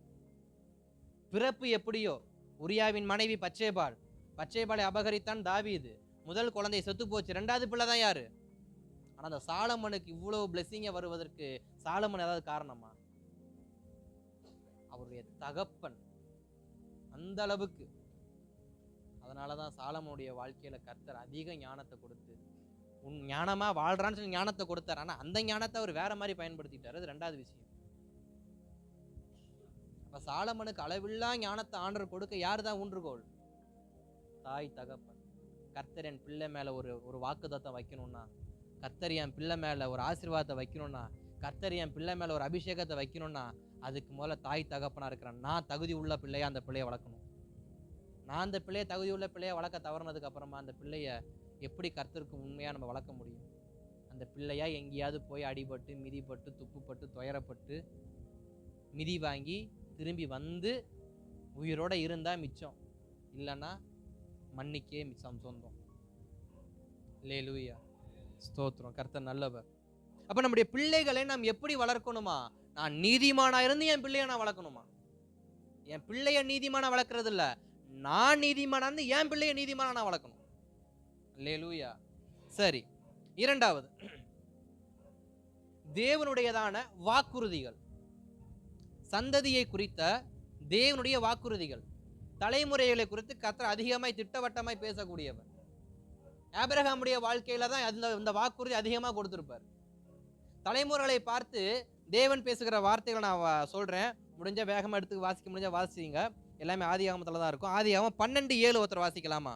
ஆதியாகமம் 12:7. கர்த்தர் ஆபிரகாமுக்கு தரிசனமாகி உன் சந்ததிக்கு இந்த தேசத்தை கொடுப்பேன் என்றார். இப்ப முதல் blessing யாருக்கு? கீழ்ப்படிஞ்சது யாரு? ஆனா ஆசீர்வாதம் யாருக்கு? இப்ப தகப்பனும் தாயும் கீழ்ப்படியும் பொழுது பிள்ளைகளுக்கு ஆசீர்வாதம் தன்னால் என்ன பண்ணும்? போய் சேரும். ஆபிரகாமை பார்த்து உனக்கு தேசத்தை ஆண்டவர் கொடுப்பேன்னு சொல்லல, உன் சந்ததிக்கு இந்த தேசத்தை என்ன பண்ணுவேன். அப்ப என் சந்ததி ஒரு பெரிய ஆசீர்வாதம் உள்ள வாழ்க்கை வாழணும்னா, என் சந்ததி இந்த தேசத்துக்கு சுதந்திரவாளியா மாறணும்னா, என் சந்ததி இந்த தேசத்தை நாளைக்கு ஆளுகை செய்யக்கூடிய ஆட்சியாளனா மாறணும்னா, நான் கீழ்ப்படிதல் உள்ளவனாக வாழணும். எப்படி கீழ்ப்படியணும்? கர்த்தர் வானா போகணும், நில்லுனா நிக்கணும், பின்பற்றி வானா வரணும், கொண்டு போய் அவனை மோரியா மலையில வச்சு பலி கொடுனா பலி கொடுக்க போகணும். ஆகாரம் வாழ்க்கைக்கு வேண்டான்னா வேண்டான்ற எண்ணத்தோட வாழணும். இன்னைக்கு பாதி சகோதரர்கள் என்ன எதை வேணான்னு சொல்றது இல்ல, ஆகாரம் வேணான்னு சொல்றது இல்ல. அல்லேலூயா. கர்த்தர் நல்லவர், இருந்துட்டு போட்டோம். சரி, அப்ப ஆகாரம் வேண்டான்னு சொன்னா வேண்டான்னு சொன்னா வேண்டான்னு சொன்னா வேண்டான்னு நம்ம நிக்கணும். இருக்கட்டும் ஆண்டவரே, இருக்கட்டும். அவர் ருசியா சமைக்க மாட்டேங்கிறா, இவர் ருசியா சமைக்கிறா, இருந்துட்டு போட்டுமே. வேண்டானா வேண்டாம், பலி கொடுனா பலி கொடுக்கணும், விரட்டி விட்டுனா விரட்டி விட்டுறணும். பொண்டாட்டி பச்சை போய் கேளுனா கேட்காதனா. அப்போ ஒரு தகப்பனும் ஒரு தாயும் எந்த அளவுக்கு கீழ்ப்படியணும்னா ஃபர்ஸ்ட் செய்யணுவாரு, அப்புறம் அதே விஷயத்தை செய்யாதன்னுவாரு. நம்ம ஆர்கியூமெண்ட் பண்ணக்கூடாது. அன்னைக்கு சாராள் பேச்சை கேளு நீங்க, இன்னைக்கு சாராள் பேச்சை கேட்காதன்றீங்க, அப்புறம் அன்னைக்கு மட்டும் கேட்க சொன்னீங்க. நம்மளுடைய புத்தியெல்லாம் இப்படிதான் விதண்டாபாதமாவே யோசிக்கும். அங்க அப்படி எழுதுக்குங்க, இப்படி எழுதுக்கு. ஏன் ஃபர்ஸ்ட் கேளுன்னு நீங்க, அப்புறம் கேட்காதன்றீங்க. நான் அவ பேச்சை கேட்க மாட்டேன்னு அன்னைக்கே சொன்னேன், ஆனா நீங்க கேளுன்னு கட்டாயப்படுத்துனீங்க. இன்னைக்கு அவ பேச்சை நான் கேட்கிறேன், தயவு செய்து அவ பேச்சை கேட்காதன்றீங்க. இப்படிப்பட்ட விதண்டாவாதமான வாக்குவாதம் நம்ம என்ன பண்ணக்கூடாது, பண்ணாம வரேன் ஆண்டவரே. சரி, இனத்தை விட்டு வரணுமா வரேன், தேசத்தை விட்டு வரணுமா வரேன், நடந்தே திரியணுமா திரியிறேன், பசுமையா இருக்கிற இடத்துக்கு போக கூடாதா போகல, மனாந்திரமாவே போய் என்ன பண்றேன், வாழ்க்கையை ஒப்பேத்திக்கிறேன் அப்படின்னு ஒரு தாயும் தகப்பனும் எவ்வளவுக்கு எவ்வளவு கர்த்தருடைய வார்த்தைக்கு கீழ்ப்படுகிறார்களோ அந்த கீழ்ப்படுதலின் முதல் ஆசீர்வாதம் தான் சந்ததிக்கு தேசத்தை கொடுப்பேன். அடுத்து வாசிங்க 13:16. உன் சந்ததியை பூமியின் தூளை போல பெருக பண்ணுவேன். போதும், உன் சந்ததியை. இரண்டாவது ஒரு பெருக்கத்தின் ஆசீர்வாதத்தை கொடுக்கிறார். எப்படி சொல்றாருன்னா, உன் தலைமுறையில ஒரு நாள் ஒரு காலம் என்ன பண்ண மாட்டாங்க, எவனும் தலைமுறை இல்லாத வாழ்க்கையை வாழ மாட்டாங்க. உனக்கு ஈசாக்க கொடுத்தேன்னா ஈசாக்கு நான் 2 கொடுப்பேன், அந்த 2க்கு நான் என்ன 12 கொடுப்பேன், அந்த 12க்கு நான் எத்தனைத்தையும் என்ன பண்ணுவேன். ஆனா உன் சந்ததியில ஒருவனும் சந்ததியை நிறுத்தக்கூடியவனா இருக்க மாட்டான். அப்ப தேவன் 2வது வாக்குத்தத்தம் கொடுக்கிறாரு ஆபிரகாமுடைய சந்ததிக்கு, உன் சந்ததியை நான் பெருக பண்ணிக்கிட்டே இருப்பேன்ப்பா. அது எப்படி பெருக பண்ணுவேன், கீழே பாரு மணல் தெரியுதா, மேலே பாரு நட்சத்திரம் தெரியுதா, அந்த மாதிரி பெருக பண்ணுவேன். கீழ்ப்படிந்தது யாரு? இன்றைக்கு அநேக தாய் தகவன்மார்கள் தங்கள் பிள்ளைகளுக்கு என்ன ஆகலங்க அழுதுட்டு உட்காந்துருக்கிறாங்க. கல்யாணம் ஆகல, பொண்ணு கிடைக்கல, மாப்பிள்ளை கிடைக்கல. எப்படி கிடைக்கும்?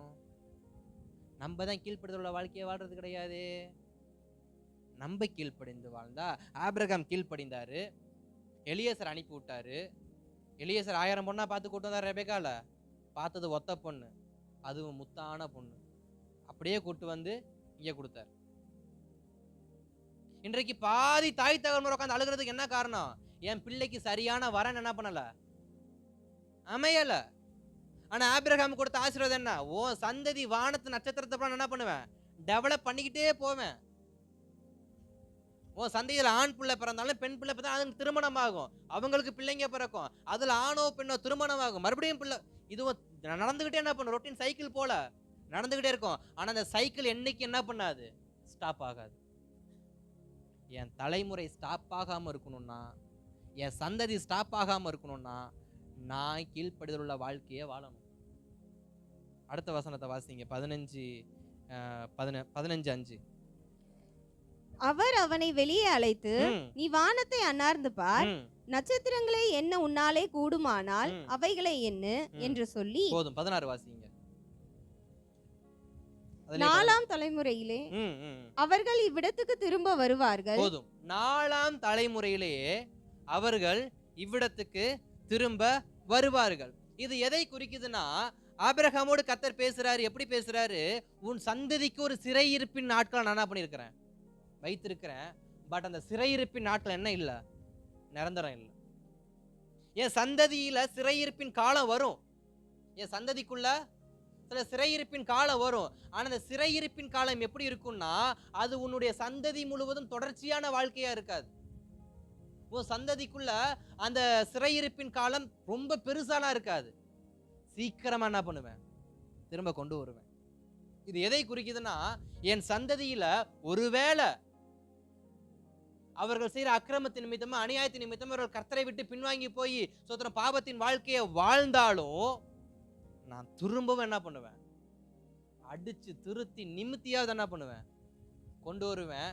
4ஆம் தலைமுறைக்குள்ள நிச்சயமா என்ன பண்ணிடுவேன்? நான் கொண்டு வந்துருவேன். முதல் தலைமுறையில முடியலனாலும், 2வது தலைமுறை திருந்தலனாலும், 3வது தலைமுறையும் திருந்தலனாலும், 4வது தலைமுறையை கண்டிப்பா என்ன பண்ணிடுவேன்? கொண்டு வந்துருவேன். நீ கவலைப்படாது. இது எப்படிப்பட்ட வாக்குறுதி தெரியுமா? உன் சந்ததி கெட்டு போக நான் ஒரு நாள் என்ன பண்ண மாட்டேன்? அனுமதிக்க மாட்டேன். உன் சந்ததியில ஒரு தலைமுறை கூட கெட்டு போக என்ன பண்ண மாட்டேன்? நிச்சயமா எப்படியாவது ரெக்கவர் பண்ணி கொண்டு வரேன் நான். இந்த வாக்குத்தத்தத்தை யாரு கொடுக்கிறாரு? சந்ததி.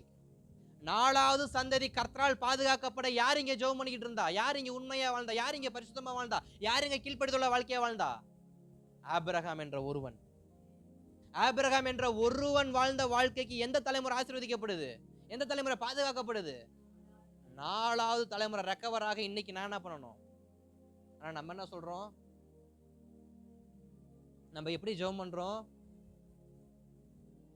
எனக்கு இந்த வார்த்தையை நான் தியானிக்கும் பொழுது எனக்கு ஒரு விஷயத்தை ஆண்டவர் ஞாபகப்படுத்தினார். இந்த இந்த இந்த வாரத்துல வீடு விசிட்டிங் வந்த எல்லா வீட்லையும் நான் பண்ண ஒரு பொதுவான ஜெப குறிப்பு, இவர்களையும் இவர்கள் தலைமுறைகள்னு ஒரு வார்த்தையை நான் சொல்லி ஜெபம் பண்ணிட்டே வந்தேன். எனக்கு அது நைட்டு ஜெபம் பண்ற மறுபடியும் ஞாபகம் வந்துச்சு. எதுக்கு சம்பந்தம் இல்லாம எந்த வாரம் இல்லாம இந்த வாரம் போன எல்லா வீட்லயும் இந்த வார்த்தையை சொல்லி ஜெபம் பண்ண? எதுக்கு ஜெபம் பண்ணோம்? யோசிச்சேன். இதை தியானிக்கிறப்பதான் அந்த யோசனையே வந்துச்சு. அப்பதான் நம் சபையில் இருக்கிற எல்லாருடைய பிள்ளைகளையும் கொஞ்சம் நான் யோசிச்சு பார்க்க ஆரம்பிச்சேன். உண்மைதான், அனைவருடைய வாழ்க்கை எப்படி இல்லை, அவங்க தலைமுறைகளை சிறந்து விளங்குவாங்களான்னு என்ன பண்ணல தெரியல. சிலர் இன்னைக்கு ஒருவேளை சேட்டை செய்யற பிள்ளைங்களா இருக்கலாம், சில பிள்ளைங்க அமைதி உள்ள பிள்ளைங்களா இருக்கலாம். ஆனா நாளைக்கு அது தலைமுறையா மாறும்பொழுது எப்படி இருக்கும்? அது ஒரு ஜெனரேஷனை ஃபார்ம் ஆகுறப்ப எப்படி இருக்கும்? ஏன்னா உலகம் சொல்லுகிறது இன்றைய தலைமுறை நாளைய, அது என்னமோ ஒரு டயலாக் வர எனக்கு மறந்து போச்சு.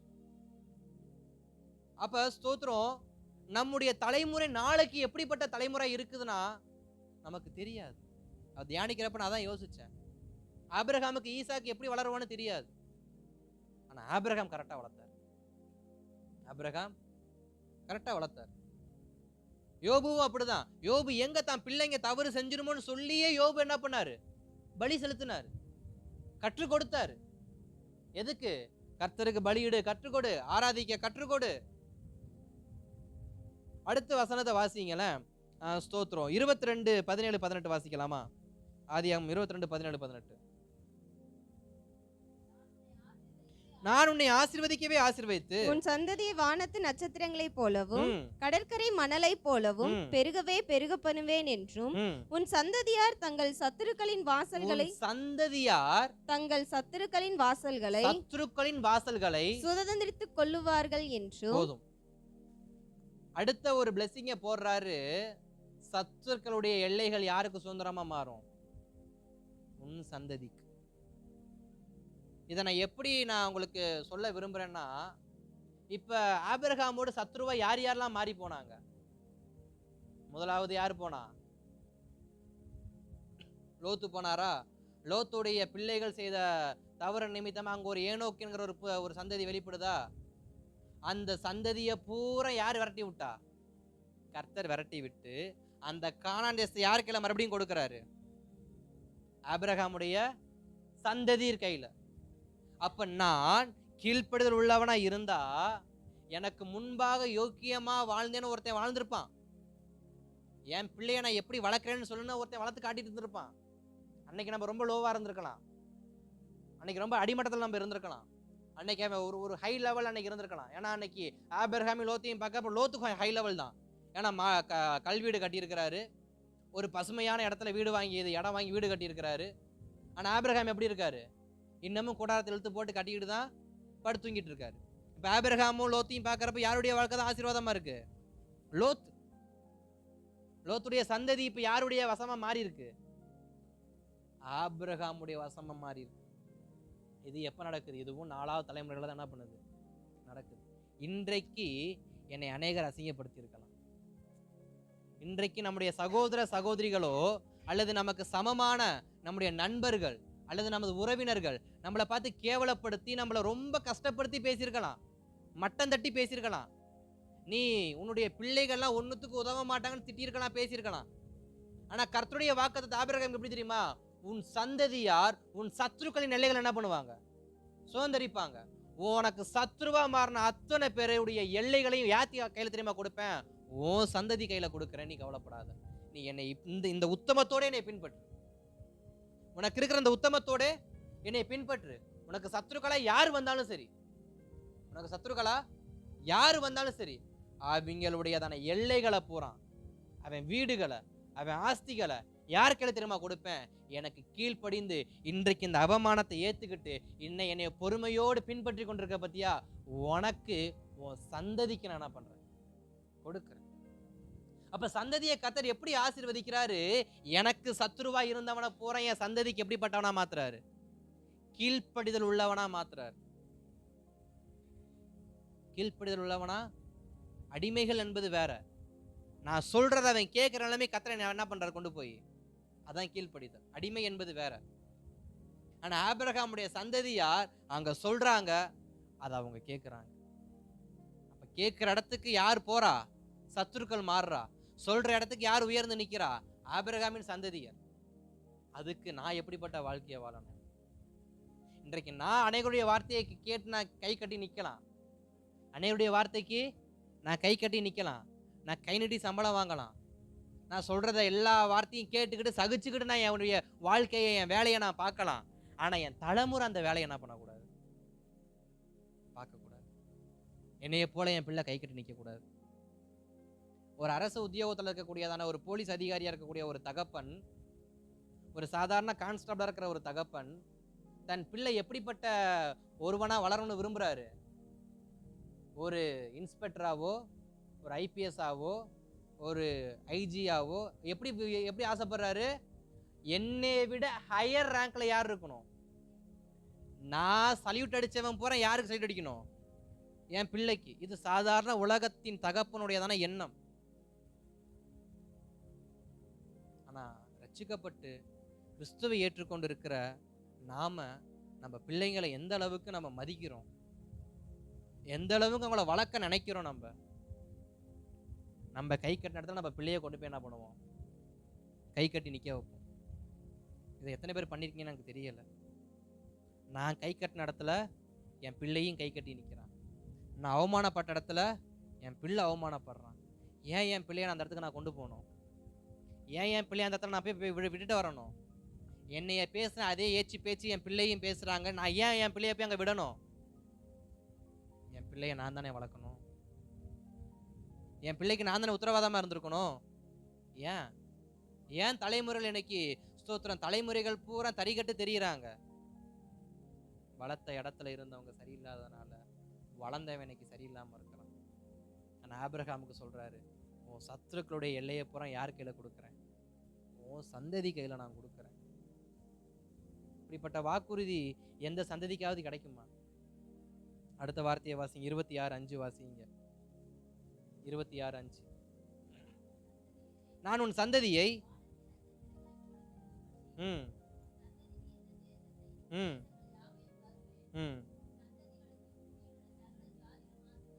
ஸ்தோத்திரம். அடுத்த வார்த்தையை பாருங்க. உன் சந்ததி நிமித்தம் பூமியில் உள்ளவர்கள் ஆசீர்வதிக்கப்படுவார்கள். உன் சந்ததி நிமித்தம் பூமியில் உள்ளவர்கள் ஆசீர்வதிக்கப்படுவார்கள். அப்ப என் தலைமுறை எப்படிப்பட்ட தலைமுறையா இருக்கும்? நான் ஃபர்ஸ்ட் சொன்னதை மறுபடியும் சொல்ல விரும்புறேன். நான் ஒரு வயல் நிலத்துல கூலிக்கு போனவனா இருக்கலாம். ரூத்துடைய வாழ்க்கையில ரூத்து கூலிக்காக போனாங்க ஒரு வயல்வெளிக்கு. ஆனா அந்த வயல்வெளிக்கு அவங்க யாரா மாறினா? உரிமையாளரா மாறினாங்க. உரிமையாளரா மாறினாங்க. இப்ப அதே விஷயத்த கொஞ்சம் மைண்ட்ல போட்டுக்குவோம். நான் இன்றைக்கு கூலி தொழிலாளியா இருக்கிறேன். பட் நாளைக்கு என் பையன் கையால 10 பேர் சம்பளம் வாங்குற அளவுக்கு என் பையன் உயரணும் அப்படின்னா நான் அதுக்கு உத்தரவாதம் கொடுக்கணும். நான் கீழ்ப்படுதல் உள்ளவனா என்ன பண்ணணும்? யாருக்கு? ஓனருக்கு இல்ல, கர்த்தருக்கு. இன்றைக்கு ஓனர் ஐஸ் வச்சா பிள்ளைக்கு நல்ல சம்பளம் கிடைக்கும், நல்ல வாழ்க்கை கிடைக்கும்னு சில பேர் நினைக்கலாம். அதாவது இதை நான் எதுக்கு சொல்றேன்னா, இது நமக்கு செட் ஆகாது, இருந்தாலும் சொல்றேன். என் வேலை என் பிள்ளைக்கு வருது அப்படின்னா அந்த தகப்பன் எப்படிப்பட்டவரா இருப்பாரு? அவருக்கு மேல இருக்கிற நல்லா காக்கா பிடிச்சி வச்சிருப்பாரு, நல்லா ஐஸ் வச்சிருப்பாரு, எல்லா புழுக்க வேலையும் பார்த்துருப்பாரு. இப்ப அவர் போஸ்டிங்க்கு யார் வரணும்? அவர் பையன் வரணும். இப்ப அந்த பையன் என்ன வேலையை பார்ப்பான்? போய் அதே புழுக்க வேலையை தான் பார்ப்பான். இப்ப ஸ்தோத்திரம், என் பையன் கையால 10 பேர் சம்பளம் வாங்குற அளவுக்கு பூமியில் உள்ளவர்கள் என் சந்ததி நிமித்தம் ஆசீர்வதிக்கப்படணும் அப்படின்னா என் சந்ததியை அப்படி நான் வளர்க்கணும். அதுக்கு நான் நீதிமானா இருக்கணும், நான் கீழ்ப்படியணும். இதான் விஷயம். நீதிமானா இருக்கணும், கீழ்ப்படிதலவனா இருக்கணும்.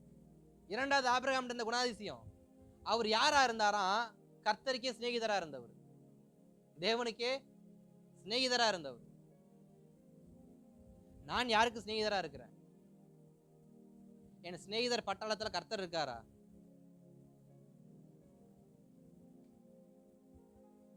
கர்த்தரை நம்ம ஜெபிக்க மட்டும் தான் வச்சிருக்கிறோம், சிநேகிதரால யாரும் வச்சிருக்கல. ஜஸ்ட் அவர் நமக்கு ஒரு ஏடிஎம் மிஷின் மாதிரி. தேவைன்னா போய் நிற்போம், தேவைன்னா போய் நிற்க மாட்டோம்.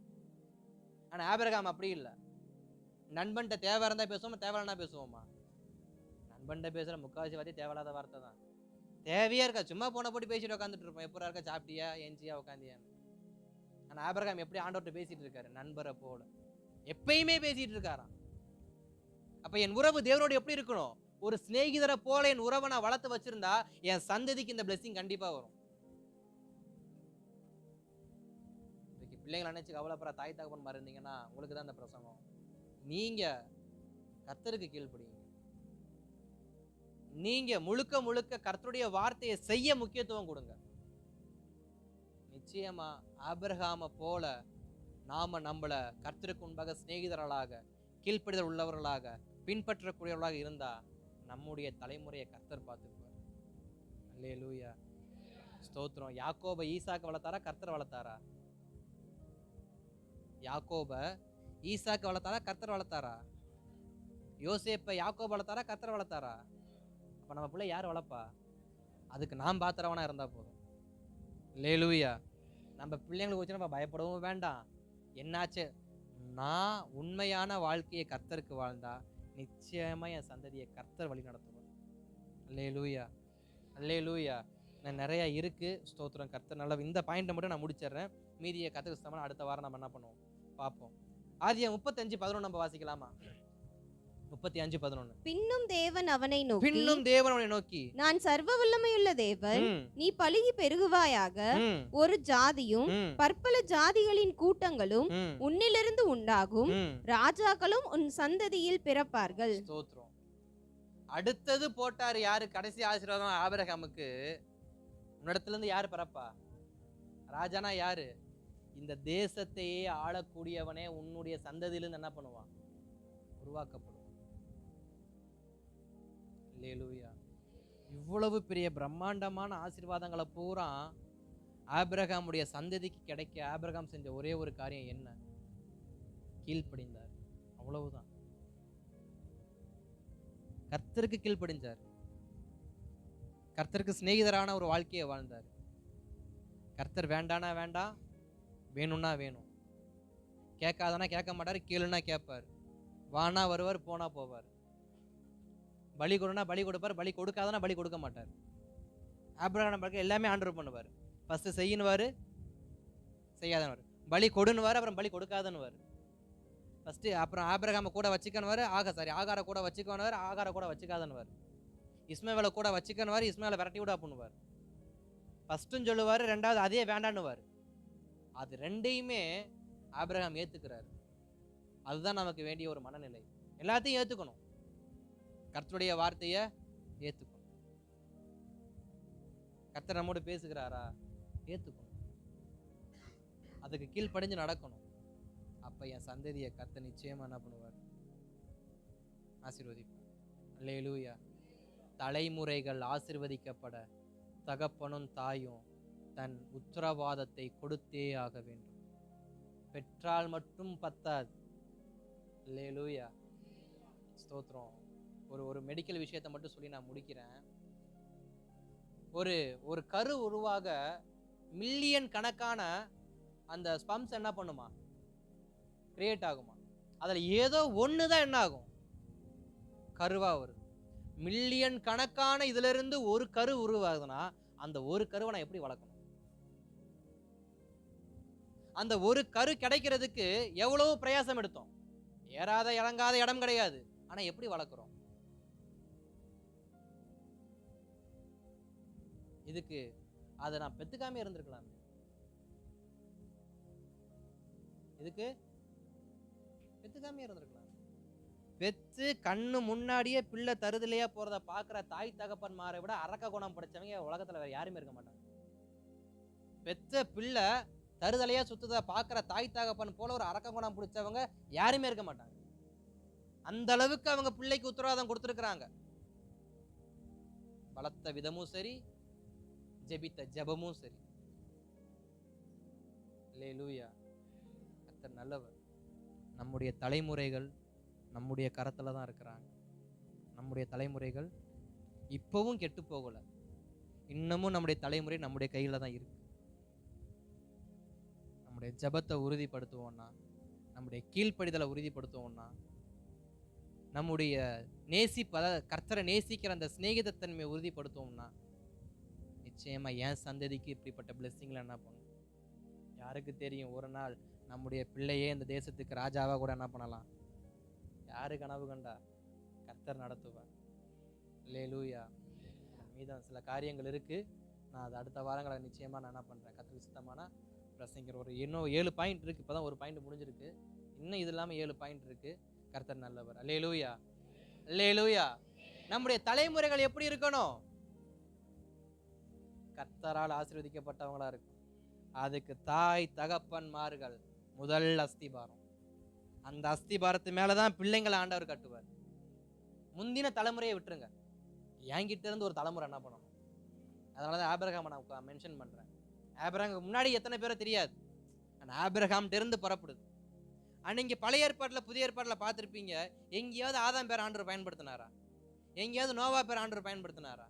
ஆனா யாரு பேர் அதிகமா பயன்படுத்துவாரு? நான் ஆபிரகாமின் தேவனும் ஈசாக்கின் தேவனும் யாக்கோபின் தேவனும். ஆபிரகாமின் தேவனும் ஈசாக்க கூட விட்டுருவார், யாக்கோபு ஆபிரகாமின் தேவன் ஆபிரகாமின் தேவன் ஆபிரகாமின் தேவன் ஆபிரகாமின் தேவன்.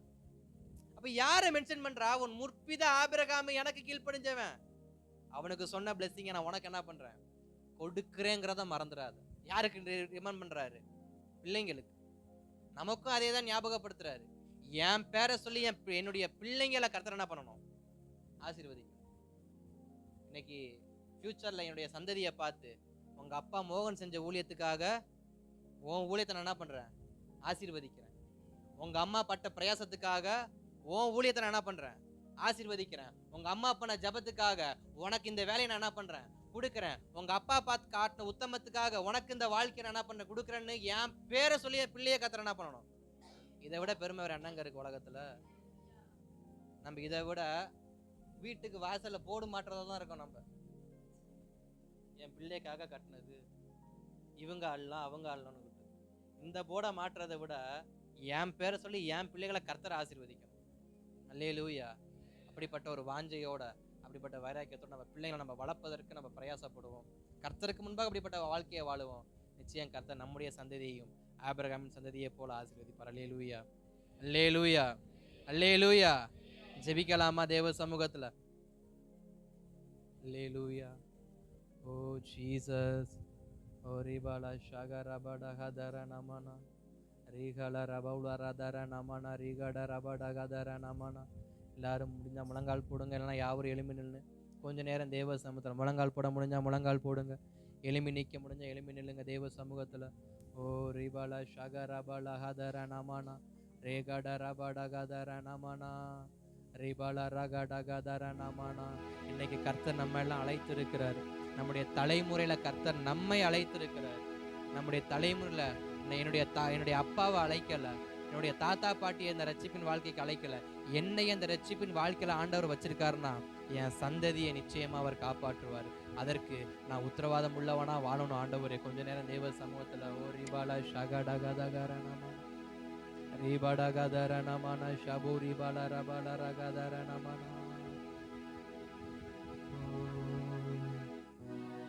ஒருவனாயிருக்கையில் அழைத்தவரே, ஆயிரமாக அழைத்தவரே, சொன்ன பிசகாமல் செய்பவரே, யாவே வைராக்கியம் உடையவர்.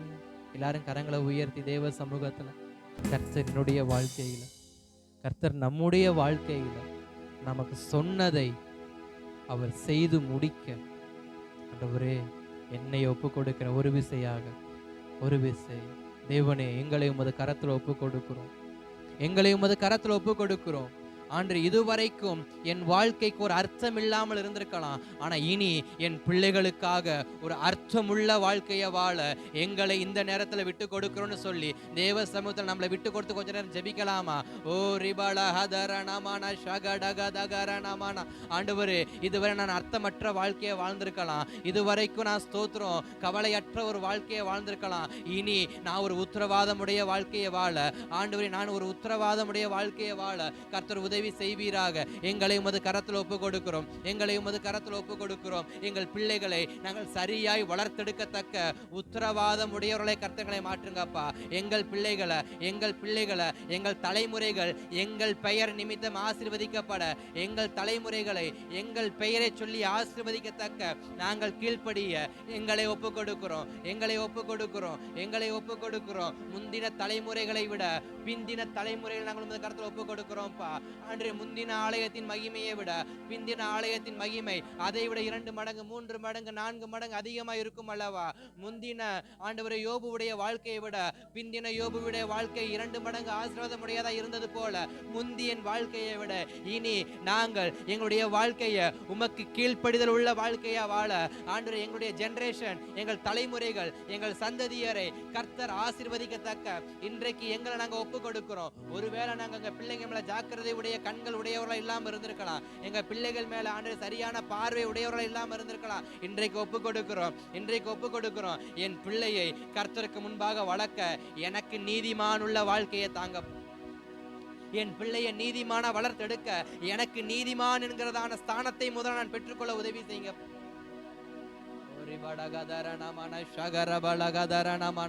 ஆண்டவரே, யாரெல்லாம் தன் பிள்ளைகளுக்காக தங்கள் வாழ்க்கை இந்த நேரத்துல உண்மையாய் தியாகமாய் வாழுவேன்னு ஒப்பு கொடுக்கிறார்களோ அவர்கள் மேல உங்க கரம் படட்டும்பா, அவர்கள் மேல உங்க கரம் படட்டும்பா. பிள்ளைகளுக்காகத்தான் பாஸ்டர் வாழ்றேன், பிள்ளைகளுக்காகத்தான் நான் வாழ்றேன்னு சொல்ற ஆண்டு எல்லாருடைய தாய் தகப்பன் ஆண்டவரை இருதயத்தை எல்லாம் அது கரத்துல ஒப்பு கொடுக்கிறேன். ஆண்டு அவங்களையெல்லாம் கர்த்தர் தொடுங்க, அவங்களையெல்லாம் கர்த்தர் தொடுங்க, அவங்களெல்லாம் கர்த்தர் தொடுங்க. அவங்களுடைய கீழ்ப்படிதலை பார்த்து அவங்க தலைமுறை ஆசீர்வதிங்க, அவங்க கீழ்ப்படிதலுக்கு அவங்க தலைமுறை ஆசீர்வதிங்க. அது கரத்துல ஒப்பு கொடுக்கும். ஆண்டவரே, இங்க இருக்கிற ஒவ்வொருவருக்காக ஜெபிக்கிறேன், ஒவ்வொரு தாய் தகப்பனுக்காக ஜெபிக்கிறேன். யாருடைய ஆண்டவரே பிள்ளைகள் எல்லாம் கர்த்தருக்கு முன்பாக யோக்கியமற்ற வாழ்க்கையை வாழ்றாங்களேன்னு சொல்லி யார் யாருடைய இருதயம் நம்முடைய சமூகத்தை அழுதுச்சோ, யாரெல்லாம் நம்முடைய சமூகத்தில் கண்ணீர் விட்டார்களோ, என் பிள்ளைக்கு அறிவில்லையேன்னு கண்ணீர் விட்டவங்க, என் பிள்ளைக்கு சரீரத்தில் சுகமில்லையேன்னு கண்ணீர் விட்டவங்க, என் பிள்ளைக்கு ஒரு நல்ல ஆசீர்வாதம் இல்லையேன்னு கண்ணீர் விட்டவங்க, என் பிள்ளையை நான் எப்படி வளர்க்க போறேனோ தெரியலையேன்னு கண்ணீர் விட்டவங்க, ஆண்டவரே உம்முடைய கரத்தில் அந்த தகப்பன் தாயெல்லாம் ஒப்பு கொடுக்குறேன். கர்த்தர் கைவிடாத தெய்வம் அல்லவா, கர்த்தர் கைவிடாத தெய்வம் அல்லவா. உன் சத்துருக்களின் எல்லைகளை எல்லாம் உன் சந்ததியை சுதந்திரித்துக் கொள்வார்கள் என்று சொன்னீரே, உன் சந்ததி நடத்திலிருந்து ராஜாக்கள் பிறப்பார்கள் சொன்னீங்கல்ல. ஆண்டவரே ஸ்தோத்திரம். அப்படிப்பட்ட ஆசீர்வாதங்கள் எங்கள் சபையில், எங்கள் குடும்பத்தில், எங்கள் அடுத்த தலைமுறை நாங்கள் காண எங்களை விட்டு கொடுக்கிறோம். வரக்கூடிய நாட்களில் சபைகள் அடுத்த தலைமுறை கர்த்தருக்கு உண்மை உள்ள வைராக்கியமுள்ள தலைமுறையை வளர இன்றைக்கு இருக்கிற எங்களை விட்டு கொடுக்கிறோம்ப்பா, எங்களை விட்டு கொடுக்கிறோம், எங்களை விட்டு கொடுக்கிறோம். எங்கள் பிள்ளைகளுடைய வாழ்க்கையில ஆதி திருச்சபையில் இருந்தது போல ஒரு வைராக்கியம், ஒரு அன்பு, ஒரு ஜபம், ஒரு அபிஷேகம், ஒரு அக்கினியின் நாவுகள் பரவட்டும். ஆண்டவர் அது கரத்தில் ஒப்பு கொடுக்கிறோம். தெய்வம் தொடர்ந்து நடத்துவீரா. தொடர்ந்து நடத்துவீராக, தொடர்ந்து நடத்துவீராக. இயேசுவின் நாமத்தில் நல்ல பிதாவே.